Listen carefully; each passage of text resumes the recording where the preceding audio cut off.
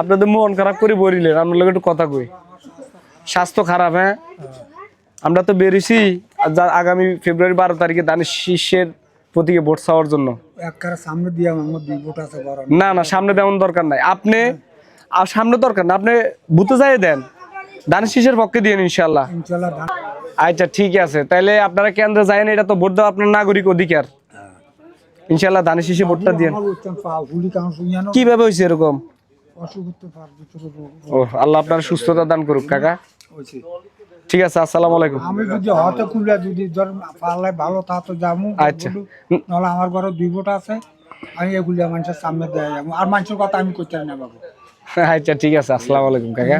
কোন ফুটে বাপের কথা হলো না, বাপের পুত্রের কথা হলো না, এই যুগাই। ঠিক আছে, এই যে আপনি কইছেন যে সামনে দিমু, এডে পাইছি আলহামদুলিল্লাহ। সিসি ক্যামেরা ফিট করা থাকবে, কোনো অনিয়ম হইব না।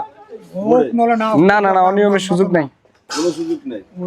ওই যে আওয়ামী লীগের সময় ডাইরেক্ট ওপেন সিলটা গাইছে, ওই সিস্টেম নাই।